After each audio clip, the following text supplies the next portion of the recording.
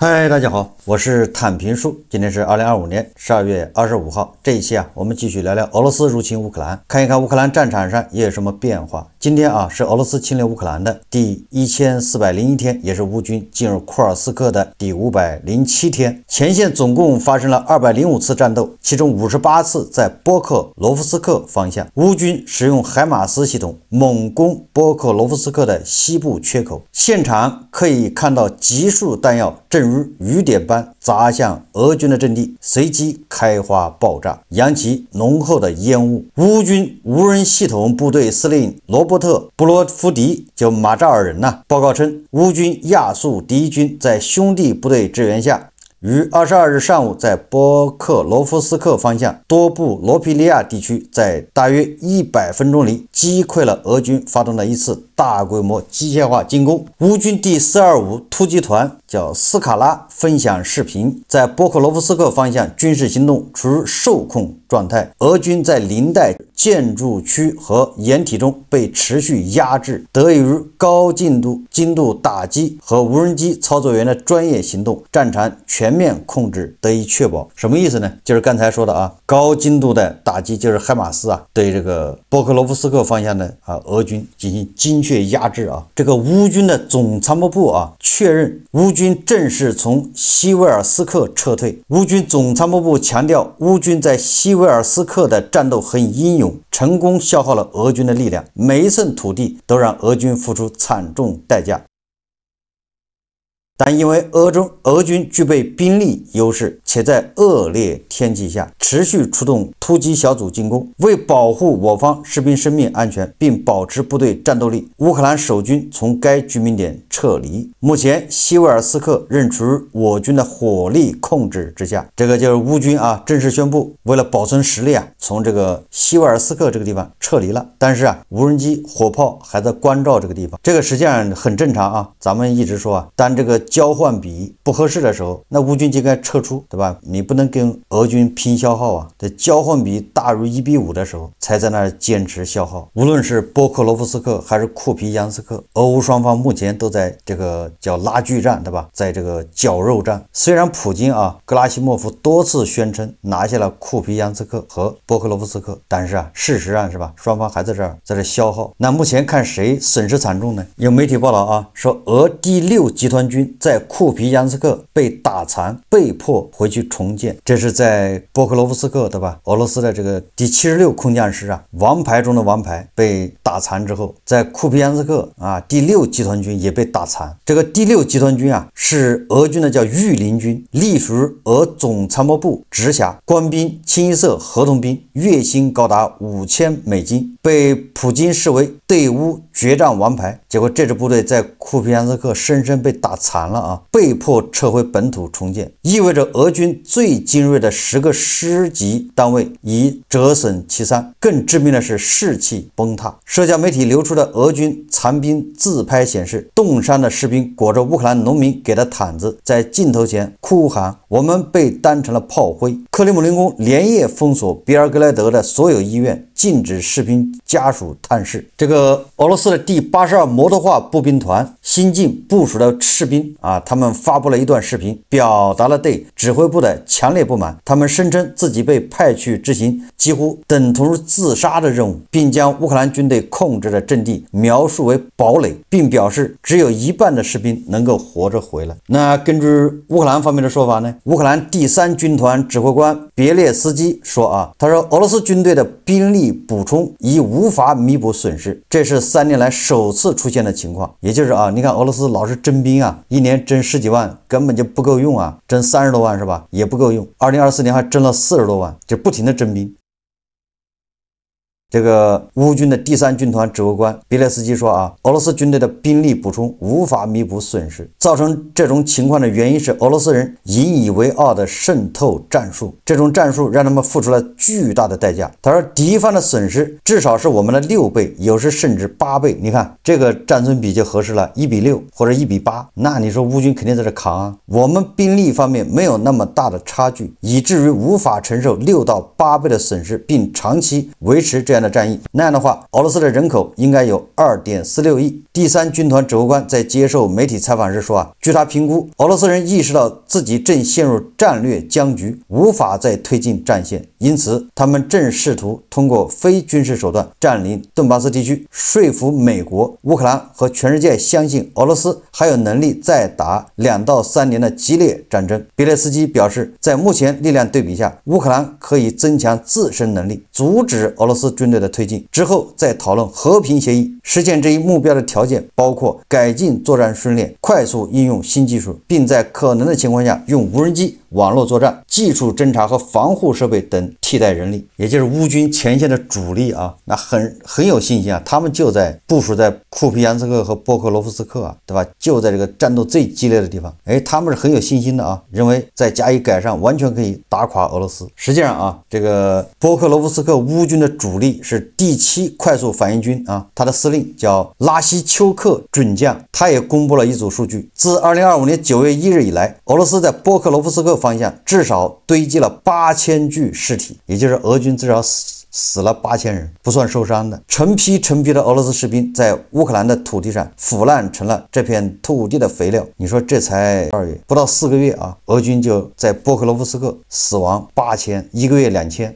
這樣的損失，就算是俄羅斯有再多的兵力，也經不起消耗。俄羅斯宣傳家卡拉什尼科夫說事實上俄羅斯已經精疲力竭，根本沒有力氣再發動任何攻勢。他甚至預判扎波羅熱可能會像格羅茲尼或烏科瓦爾一樣，淪為俄羅斯的野戰墳場。確實最近這個感覺俄軍攻勢弱了很多。前一陣子那是強弩之末為了表現給美國人看，對吧？向美國人證明俄軍在前線佔據優勢，指哪兒打哪兒，想站哪兒站哪兒。結果呢，閃着腰了昨天烏軍的無人機襲擊了俄羅斯的叫歷史最悠久、規模最大的橡膠廠之一葉夫列莫夫河合成橡膠廠，位於圖拉州的這個叫葉夫列莫夫軍用合成聚合物工廠發生巨大火災，該廠是俄羅斯軍火重要合作夥伴。烏軍繼續襲擊俄縱深高價值目標，俄羅斯戰爭機器已經處於熱失控狀態，面臨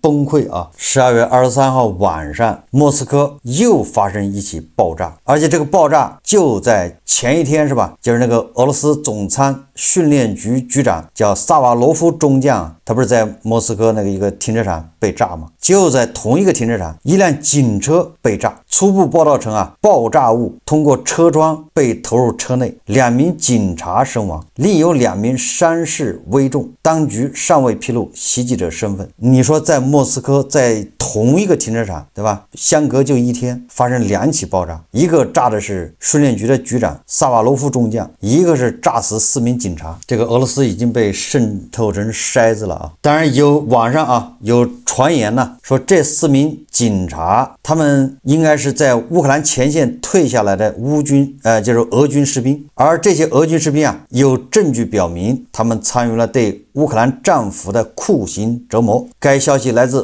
烏克蘭軍事情報部門的消息人士。簡單點說就這2次爆炸都是有可能烏克蘭實施的這種報復行為，這叫 C 遠必誅。一個是訓練局的中將，一個是虐待烏軍戰俘的這些前俄軍士兵，叫 C 遠必誅當然了，這都是一種傳言目前到底什麼情況有待進一步證實我們再看看外交以及國際援助12月24號，匈牙利的總理鄂爾班在接受匈牙利民族報採訪時強調他說第2次世界大戰結束後，歐洲已維持了80年的和平，但當前國際形勢已發生根本變化。鄂爾班表示我們正日益接近戰爭。他還提到在12月18日至19日舉行的歐盟布魯塞爾峰會期間，歐盟提出並通過了多項旨在升級烏克蘭衝突、加劇對俄對抗的提案和相關決議。這個鄂爾班認為2026年歐洲要爆發戰爭，那不就是歐盟群毆俄羅斯嗎？希望這個鄂爾班這次說對了法國將在今年應該是2026年向烏克蘭提供紫苑防空系統，目前數量未向外界公布。這次主要是提供這個反導導彈、據說啊，這個紫苑系統啊，跟以色列的劍3還有愛國者齊駕並驅。那這次看看在烏克蘭戰場上表現怎麼樣，对吧？烏軍就是缺防空系統啊。烏克蘭一邊要打擊俄羅斯纵深的目標，一方面也要防止，对吧？俄軍炸他呀，所以他这個防空系統非常重要。我們再看看大家比較關注的啊，所謂的這個和平協議。澤連斯基他昨天晚上拍了個視頻，他說啊，說美方希望達成最終協議，而我方也正全力配合。烏克蘭從未也永遠不會成為和平障礙。那這個美烏20點和平計劃現在被這個叫基輔獨立報啊給全文公布了20條，對吧？這個澤連斯基不跟烏梅羅夫說嗎？而且向記者說啊，就是烏克蘭和美國談的是4個文件嘛，一個文件就是20點和平計劃，第2個文件就是美國對烏克蘭的安全保障，第3個就是歐洲，對吧？對烏克蘭的安全保障，第4個好像就是烏克蘭重建計劃，就是4個文件。那現在這個美烏和平20點計劃現在傳聞公布了啊，我們簡單的看一下啊，它這裡面就是其他的咱就不说了啊。這個烏克蘭武裝部隊在和平時期規模保持在80萬人。然後第5點呢，美國、北約和歐洲簽署國向烏克蘭提供類似北約第5條的保障，具體如下：說第一個，說如果俄羅斯入侵烏克蘭，將啟動協調一致的軍事回應，並恢復對俄羅斯的所有全球制裁。第二個，如果烏克蘭入侵俄羅斯或在未遭到挑釁的情況下向俄羅斯領土開火，則安全保障無效。如果俄羅斯向烏克蘭開火，則安全保障生效。第三個說，美國將因提供安全保障而獲得補償，但是後面標注了啊，這一條已經刪掉了，也就是美國沒有補償。第四個是烏克蘭此前與約30個國家簽署的雙邊安全協議將繼續有效。首先這個啊，應該涉及烏克蘭的安全保障。那麼澤連斯基說了，對吧？你不讓我加入北約，那你們就得保障安全。這個實際上就跟那個北約的第5條款沒什麼區別。但是啊，澤連斯基啊，24號他又在基輔啊對記者說啊，他說烏克蘭不會放棄加入北約。結束俄烏衝突的協議是美國、烏克蘭、歐洲和俄羅斯之間的協議，而是否讓烏克蘭加入北約，這是北約成員國需要做出的選擇。北約和俄羅斯之間涉及其關係的談判繞不開烏克蘭是否加入北約的問題，他們之間怎麼談判是他們的事，但我們已經做出了自己的選擇，因為這對烏克蘭的未來非常重要。我在以前就說了啊，你這個什麼加不加入北約，那都是对吧？談判的一個籌碼，是一個文字遊戲而已。你美國和歐洲不能給烏克蘭提供這種類似北約第5條款的這個保障，那麼人家烏克蘭還要加入北約，不放棄，人家憲法裡就寫了。澤連斯基一再解釋憲法不用改，對吧？如果你們滿足了這個條款，那烏克蘭就不加入北約；你不滿足，那人家還是要追求加入北約。所以好多黃俄一看，還包括胡一靜啊，都說這個澤連斯基跪了啊！你早不加入北約不就好了嗎？人家自始至終都沒有放棄，對吧？追求保障，這是俄烏20點和平計劃裡面關於加入北約的條文。那後面關於這個領土啊，是第14條，在頓涅茨克州、盧甘斯克州、扎波羅熱州和赫爾松州簽署協議當日，軍事陣地線將被承認為事實上的前線，也就是按照雙方实控線停火啊，這是。然後呢，它分成第一個，確定結束戰爭所需的部隊調動，並建立旨在自由經濟區，俄羅斯將從這些地區撤軍。第二個，為使協議生效，俄羅斯必須從第聶伯羅、彼得羅夫斯克、尼古拉耶夫、蘇梅州和哈爾科夫州的被佔領地區撤軍。第三個是國際部隊將部署在前線，以監督協議的執行。第四個是雙方同意遵守1949年日內瓦公約及其附加議定書規定的規則和義務，包括普遍的人權。什麼意思呢？啊，簡單的說啊，就是俄軍首先要從就是這個盧甘斯克、頓涅茨克、赫爾松、扎波羅熱、克里米亞州之外的領土上要撤出去，就是俄軍啊。那麼在上述這個4個州啊，烏東4州，雙方啊要建立一個叫自由貿易區或者叫自由經濟特區，然後這個烏軍在實控線後撤10公里，那麼俄軍也後撤10公里，烏軍後撤40公里，那麼俄軍也後撤40公里，就是雙方对等往後撤軍，不部署重型武器。那在這個自由經濟區裡面呢，是由國際部隊駐紮在裡面。然後第15點啊，說俄羅斯和烏克蘭承諾不使用武力改變領土安排，並將通過外交途徑解決任何爭端。這是關於領土。那麼關於加入歐盟，這個就無所謂了，反正俄羅斯他也不反对烏克蘭加入歐盟。這個特朗普還得出點力，也就是澤連斯基說了啊，加入歐盟也給個時間表，你不能一拖10年，26年加入還是27年加入，給個時間表。第二個，沒有加入之前先享受歐盟的这個待遇，也就是这個它主要是貿易嘛，对吧？跟歐盟接軌，那這個我覺得問題不是太大。歐盟啊拿這個啊當做一個上桌的一個條件，包括制裁，因為什麼意思呢？就是大家也能理解啊，就是你烏克蘭你肯定是反俄，對吧？你要跟俄羅斯對着幹，你相當於你在俄羅斯和歐盟之間你形成一個緩衝帶，對吧？是一個屏障，那歐盟就願意。如果你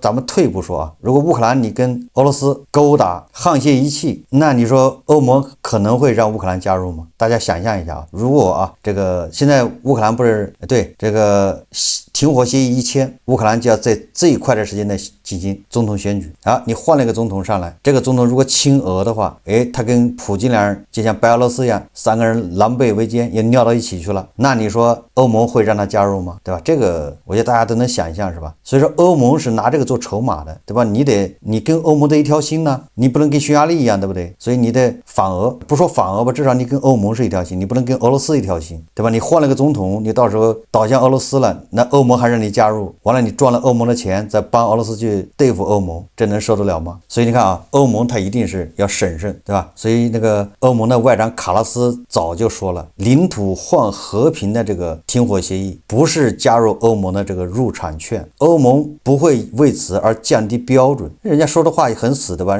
那你走程序嘛。那個土耳其到現在，對吧？這申請了10年了，八字沒一撇呢啊。那這些都不是重要問題，還有一個就是烏克蘭的重建，其實這個都不重要，對吧？最重要的是領土，還有一個安全保障。那麼領土剛才說了，一個要國際的部隊要駐紮在烏克蘭，第二個是，對吧？俄羅斯還是撤軍，俄羅斯不撤，烏克蘭也不撤，那你說普京能答應嗎？普京要答應的話，那他死了100多萬人，弄了個啥？就在烏東4個州搞了一個什麼自由經濟區是嗎？最關鍵是什麼呢？最關鍵是你俄羅斯不能打烏克蘭，對吧？按照這個協議啊，你要打烏克蘭，美國、歐洲都得一起上，但是烏克蘭是可以打俄羅斯的，大家發現沒有？他這個協議就這樣的啊，烏克蘭打俄羅斯呢，其他國家不會一起上，但是跟現在一樣，還給武器唄，對吧？他只是不出兵不打而已，他會給武器，跟現在是一樣的。那到時候啊，等烏克蘭強大了，對吧？他這個爭議這個領土啊，說了啊，不能用武力改變，只能談判。那談不攏不就打了唄，對不對？你這個協議說白了啊，擦槍走火，你說到時候打起來，我偏說是你俄羅斯先開的槍，俄羅斯偏說是烏克蘭先開的槍，或者俄羅斯的士兵，對吧？化妝成烏克蘭人跑到邊境，對吧？無人機炸一炸，然後這個大炮打一打，這個俄羅斯人最喜歡幹這事，叫假旗行動。那烏克蘭人也可以搞這一套啊，假旗行動，打起來了，誰說得清誰先打誰的呢？對吧？那個時候就看誰實力更強，接着打吧。所以我認為啊，他這個協議啊，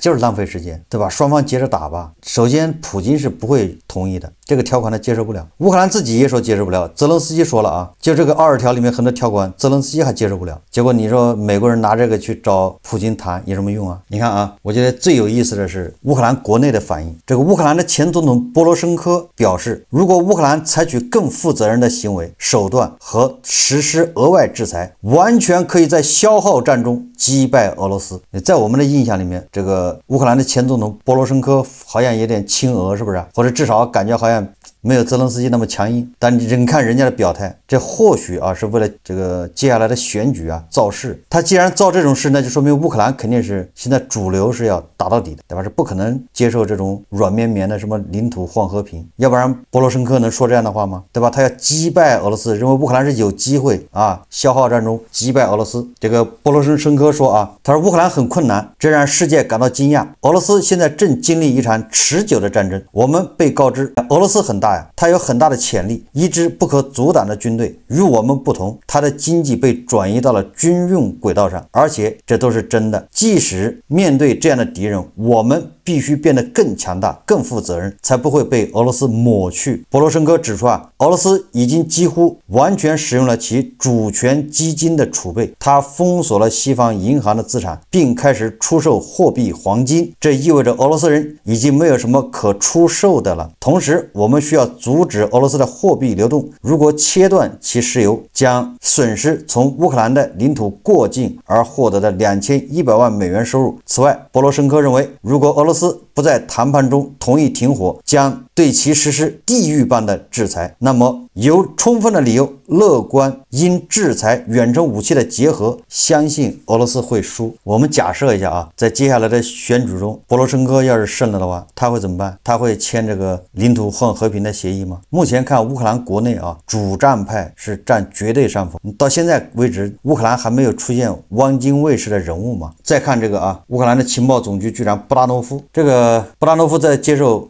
英國媒體採訪吧，說他說局勢是穩定的，就是說烏克蘭國內局勢啊，說當前多數國家都存在腐敗問題。談到烏克蘭的腐敗啊，他說大部分國家都有腐敗，關鍵在於法治與政府通過合法透明程序解決問題的能力。他說烏克蘭即使處於存亡衝突中，仍然能做到這一點。也就是說，烏克蘭雖然在打仗，但人依然通過法律，對吧，來公開透明的解決腐敗問題。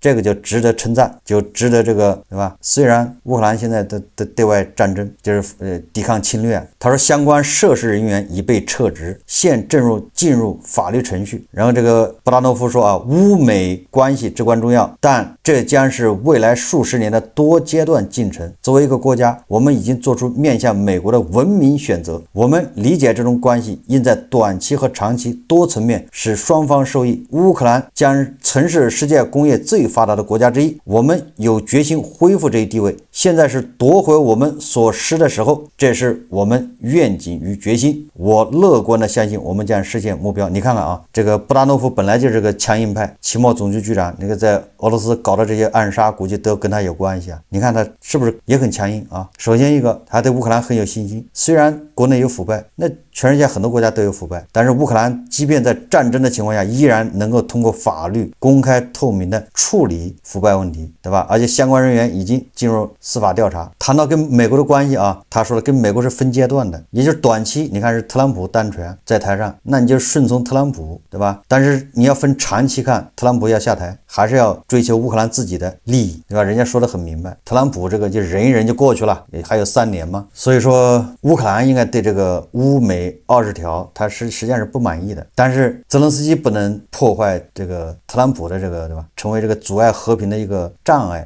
澤連斯基自己說了，所以把球先踢給這個特朗普，对吧？你先拿這個找普京談去吧，最好讓普京反對，因為就這個條件普京也接受不了。12月24號，這個佩斯科夫說啊，俄羅斯總統普京已聽取了總統特別代表德米特里耶夫與美國總統特使維特科夫就美方提出的和平計劃草案進行接觸的匯報，俄方現在將基於獲得的信息制定自身立場。俄方立場的所有主要參數，我們的美國同事都很清楚。現在我們打算基於國家元首收到的信息來制定我們的立場，並在不久的將來通過現有工作渠道繼續接觸。但佩斯科夫拒絕透露俄方對和平計劃草案具體反應或文件信息。他稱克里姆林宮不會通過媒體進行溝通。不管普京怎麼表態啊，說來說去就是再耍特朗普一回。普京是，對吧，高度讚賞特朗普為俄烏和平所做的貢獻，也對這個美國提出的20條，对吧，表示認可，但是他也要修改。修改的宗旨就是讓烏克蘭無條件投降。北約的秘書長呂特就說了啊，他說當前俄烏戰爭持續的根本原因是普京的侵略野心和決心。這個俄羅斯口炮界的天花板，對吧？梅德韋傑夫啊，一看這個情況有點危機啊，所以立馬還跳出來開始喊話。12月24日啊，俄羅斯的祖國雜誌刊登了梅德韋傑夫的文章，叫《安格魯薩克遜人如何在2戰後滋養烏克蘭民族主義》。這是梅德韋傑夫啊猛灌了一頓，對吧？至少8兩以上的早酒啊寫成的啊，說烏克蘭任期屆滿總統澤連斯基的政權是獨裁政權，其手段具有國家恐怖主義與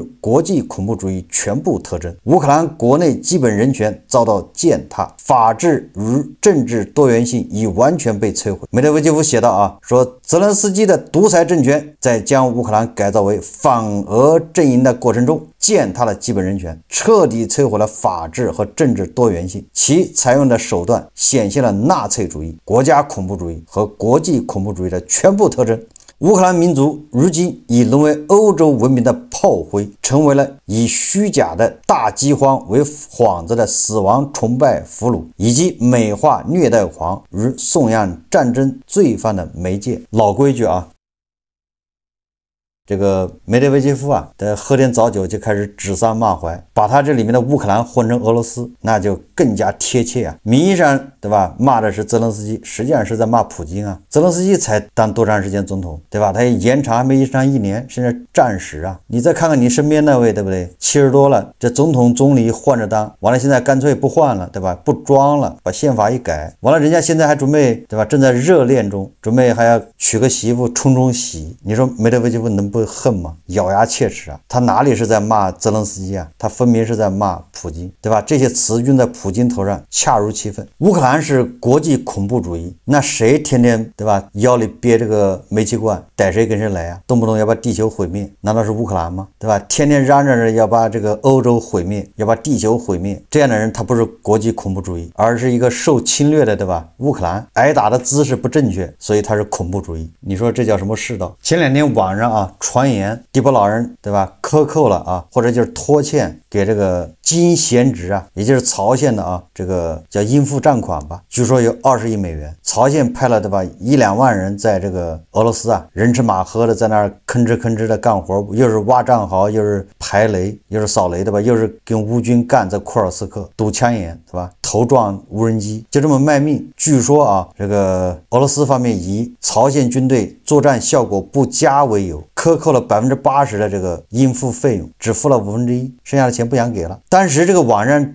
這個咱們就當做一個傳言是吧，當個梗對吧？這個司令官他不要別的東西，你給糧食給玉米人不要，土豆也不要，司令官也不缺那玩意，司令官缺的是美金對吧？他的這個勞斯萊斯啊那些東西对吧，要用美金去保養啊。但是地波老人他也沒有美金对吧？人家手裡就是土豆小麥，所以大家都当個梗。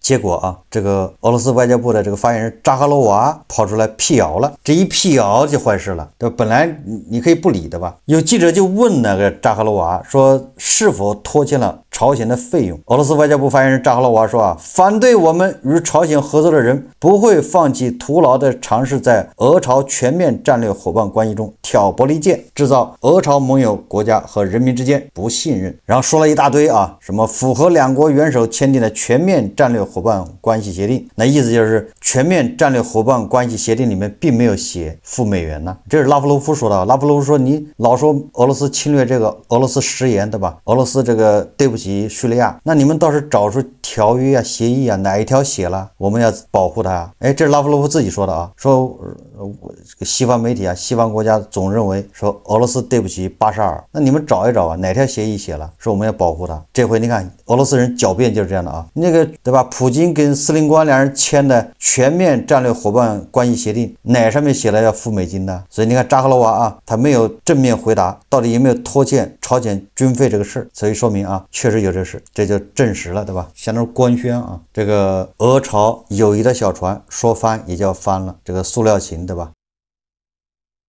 司令官那不是白忙嗎？也說明俄羅斯確實缺錢，對吧？你看他拋黃金啊，換外匯，這麼寶貴的外匯，他能給司令官嗎？對吧？給司令官就是幾麻袋、幾車皮土豆就完了嘛，對吧？頂多再加點牛肉。失去了司令官的支持，這個普京可怎麼活啊？炮彈得少多少啊？好，這期節目我們就聊到這裡，感謝大家收看。如果喜歡我的節目，歡迎訂閱轉發，也可以在下方留言評論，謝謝大家。